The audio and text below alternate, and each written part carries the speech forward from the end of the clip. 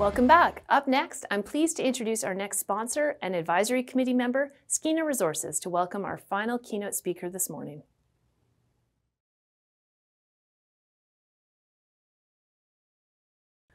Good morning, everyone. I hope we're all enjoying our second day here at the BC Natural Resources Forum. My name is Justin Himmelwright, and I'm the VP of Sustainability for Skeena Resources Limited. Skeena is a proud sponsor of the forum, and we'd like to thank C3 Alliance for continuing to organize and host this event. At Skeena Resources, we're working to create shared prosperity and wealth for both local communities and the province of British Columbia through responsible mineral exploration and development. To this end, we are proposing to reopen the past-producing Eskay Creek gold and silver mine, which is located in Tahltan territory in northwestern BC and in the regional district of Kitimat-Stikine. We're grateful to be working in Tahltan territory in the Golden Triangle of BC and are proud of the partnerships we are creating. Skeena is a company driven by the values of responsible development that contributes to reconciliation with Indigenous nations. As part of our commitment to be an example of responsible resource development that will set new industry standards, the Eskay Creek Revitalization Project will be the first mining project in BC to require consent and authorization from an Indigenous nation, the Tahltan. We believe this will demonstrate the power of Indigenous consent in providing business certainty. Between 2014 and 2020, Skeena invested more than $175 million in BC and created more than 260 jobs. With Skeena's focus on creating value and prosperity for the communities in which we work, more than $60 million of this sum went to contractors and suppliers in northern communities such as Telegraph Creek, Dease Lake, Iskut, Terrace, Smithers, and Hazelton.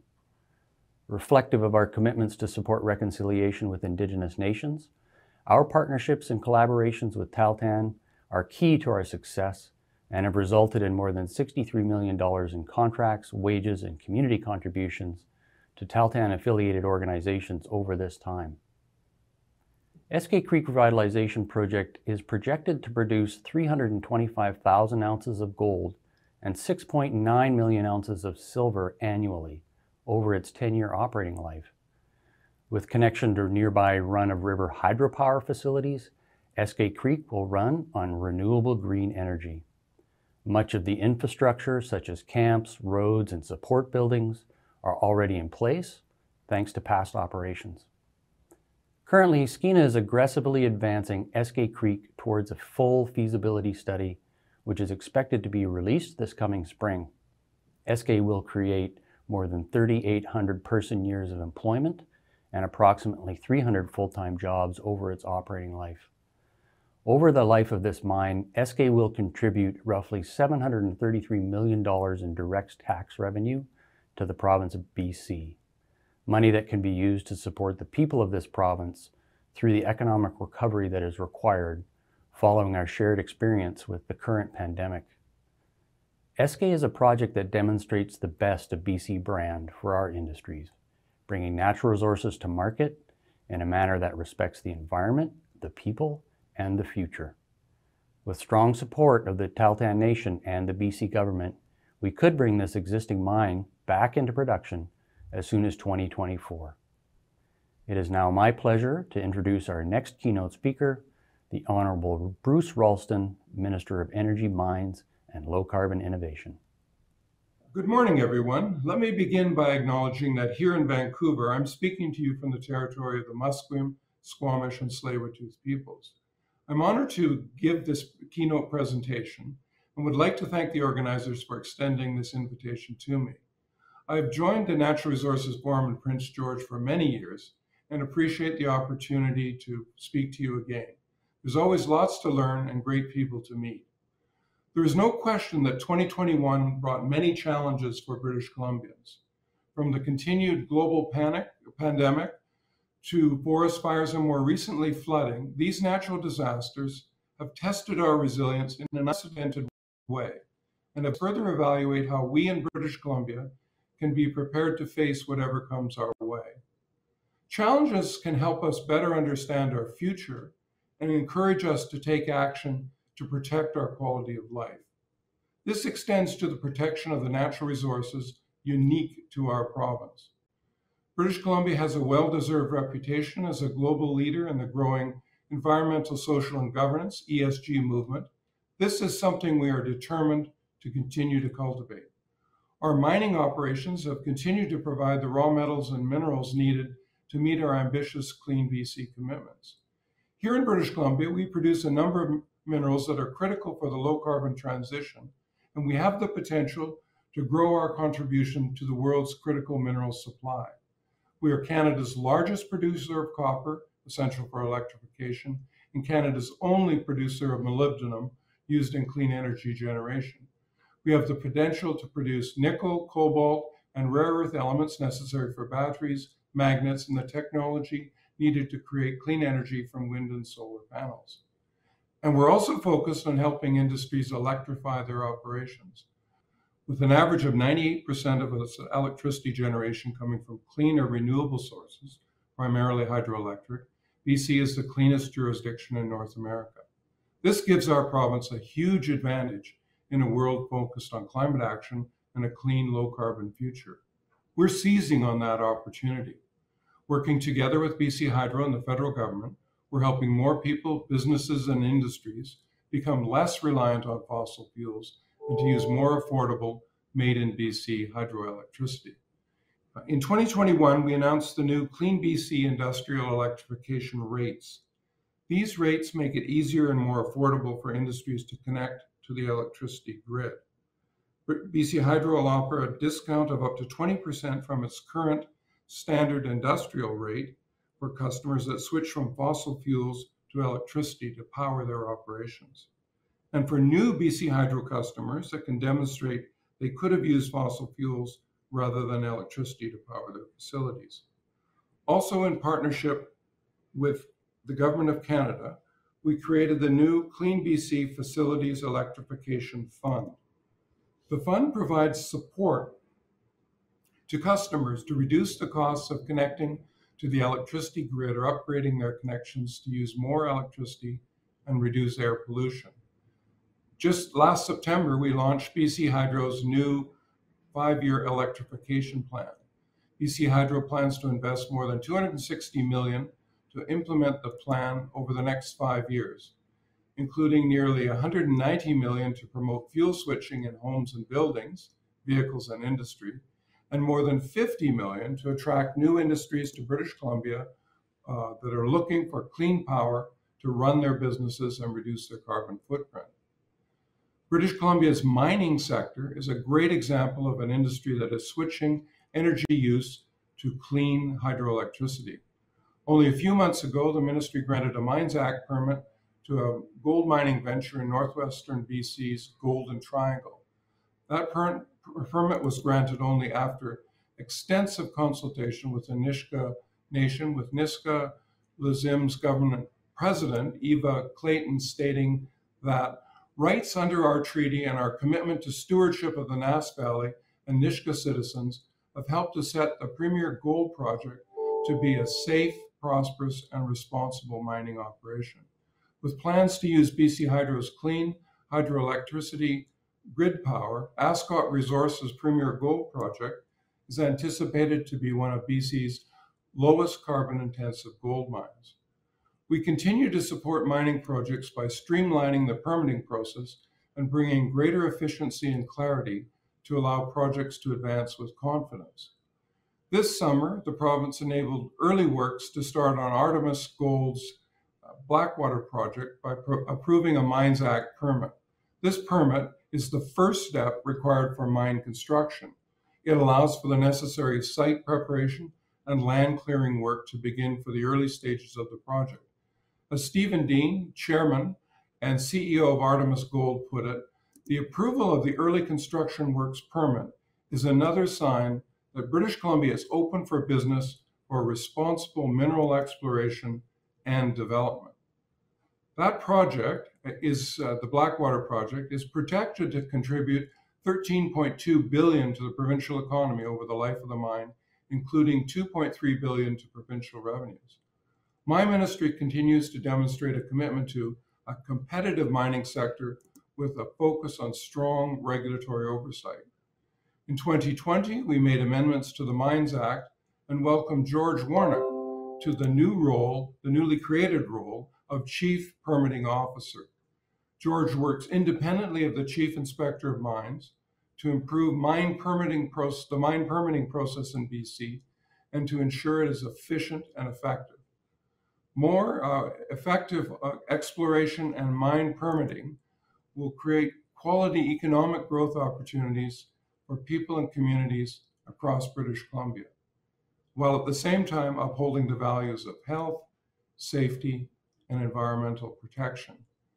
The ministry is focused on processing permits for new and expanding major mines to get those projects to a final investment decision, as well as advancing regional exploration projects. And we have seen confidence in British Columbia with major international mining companies like Newcrest Mining's $3.5 billion planned acquisition of Vancouver-based Pretium Resources that operates Northwest BC's Brucejack mine. Newcrest Managing Director and CEO Sandy Biswas expressed his delight at expanding their presence in BC. He referred to Brucejack as a Tier 1 mine in a Tier 1 jurisdiction. Overall, mineral exploration expenditures for 2020 have increased to $422 million, up from $319 million in 2019. These are clear signs of confidence in British Columbia as a mining jurisdiction. We remain committed to improving this resource development approvals process, including mining permit applications, and to working with industry, Indigenous peoples, labor, communities, and other stakeholders. And we are committed to supporting projects that work in partnership with First Nations. British Columbia is the first province to share mineral tax revenue with First Nations, having signed 48 economic and community development agreements. Revenue sharing has provided $160 million to date to advance Indigenous community priorities and self-determination. For example, the ministry recently approved the expansion of the Bonanza Ledge underground mine near Wells, British Columbia, which is a partnership between the Latico Dene First Nation and Osisko Development Corporation. This expansion will bring jobs and training to support economic growth in the Cariboo region. Mineral exploration and mine development are fundamental and essential industries in British Columbia and will continue to play a critical role in the growth of our province and the transition to a low-carbon economy. And while we are proud of our contributions, our resource sectors add to global low-carbon future, there is always room for improvement. Our world is changing, and this change is acknowledged by governments and industry worldwide. I know that Shell Canada President Susanna Pierce has said recently, parent company, Royal Dutch Shell, one of the world's biggest oil companies, has already begun a shift away from oil to cleaner fuels such as natural gas and renewable energy. Shell Canada is putting this to action by investing along with the province and the government of British Columbia to establish the BC Centre for Innovation and Clean Energy. The centre brings together innovators, industry, governments, and academics to accelerate the commercialization and scale-up of BC-based clean energy technologies. I expect it will be a catalyst for new partnerships and world-leading innovation to deliver near and long-term carbon emission reductions. The centre is now open with the appointment of an executive team and board of directors announced back in October. Another shift we see as a potential game changer for British Columbia and globally is the expansion of hydrogen as a significant energy source. Last July, on behalf of the province, I released our first hydrogen strategy. It will guide the development of BC's hydrogen economy. It works under the federal government's hydrogen strategy to position Canada as a world-leading producer, user, and exporter of hydrogen technology. British Columbia is already recognized internationally as a global leader in hydrogen and fuel cell research and development. This all began with Ballard back in the early 1990s. More than half of Canada's hydrogen and fuel cell companies are based in British Columbia. And we account for about 60% of research investment in hydrogen and fuel cell development. There are approximately 35 hydrogen projects currently proposed or under construction in British Columbia, and the number continues to grow. These projects represent over $3 billion in proposed investment in our province. Hydrogen is a key part of our Clean BC future, and we continue to invest in this technology. We have a significant opportunity to develop green hydrogen in British Columbia and to export it globally, given our abundance of hydroelectricity and our ports that provide access to the global market. A key part of our Clean BC strategy is increasing the use of hydrogen and other renewable gas in place of fossil fuels in industry, vehicles, and buildings. This past summer, we made changes to the greenhouse gas reduction regulation, allowing for the increased production of renewable gas, including hydrogen. The changes will enable natural gas utilities to increase the amount of renewable natural gas, green and waste hydrogen, and other renewable energy they can acquire and make available to their customers. The changes will provide natural gas utilities with more flexibility, stimulate investments in renewable energy, and accelerate growth of hydrogen and renewable gas supply in their systems, all while keeping rates affordable for their customers. The modernization of our resource sector continues into 2022 as we set our sights on a much-needed comprehensive review of BC's natural gas royalty system. We made sure the review process gives the public their say on what a new royalty system should look like, and we'll be releasing a What We Heard report shortly. This work will be complete this spring, putting us in a position to eliminate outdated fossil fuel subsidies and align the royalty system with our ambitious Clean BC climate plan. Working with Indigenous nations and local communities, 2021 also saw the continued restoration of oil and gas sites by way of the Dormant Sites Reclamation Program. With federal funding, the program helps protect the environment while providing thousands of good-paying jobs.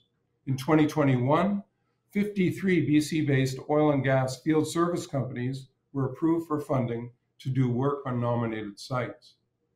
It also was a momentous year for executives in the resource sector. Kendra Johnson, President and CEO of the Association of Mining Exploration BC, and Jessica Verhagen, CEO of Hydra Energy, were both featured in Business in Vancouver's Top 40 Under 40 for 2021. And Anna Stukas, VP of Business Development at Carbon Engineering, was featured on last year's list as well. We are proud of the direction we're moving in and continue to promote investor confidence and fostering partnerships between government and industry to promote our resource industry locally, nationally, and internationally. We've made changes to support strong, safe resource industries that are both responsible and sustainable.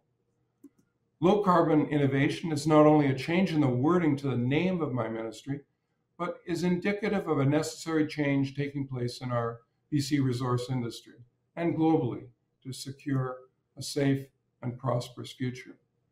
In 2022 and beyond, we must continue to be innovative and thoughtful to protect the livelihoods of those working in our resource industries as we transition to a low-carbon economy and work to position British Columbia as a global leader in a forward-thinking clean energy future. Thank you again for the opportunity to speak with you today. I look forward to the rest of the forum. Osisko Development is a newly created North American mining company focused on the construction and operation of the Caribou Gold Project, an underground gold mine located in the historic Caribou Mining District of central British Columbia. With the help of near-term potential production from other large and highly prospective exploration properties in Canada and Mexico, Osisko has a clearly defined path to intermediate producer status. Our vision is to build a safe, modern, socially and environmentally sustainable mining operation that will support generations to come.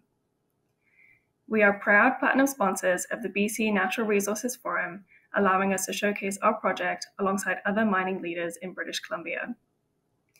Osisko Development would like to thank Minister Ralston for his work in driving innovation in British Columbia's mining sector and looks forward to continued collaboration as the Caribou Gold Project continues. Thank you, Natalie. That brings us to our first coffee break of the day from 10:30 to 11:15 a.m. Don't forget to check out our virtual exhibitors. And thank you everyone for joining us this morning. We'll see you back online at 11:15 for the next session, Panel 5, Strengthening Communities Through Partnership.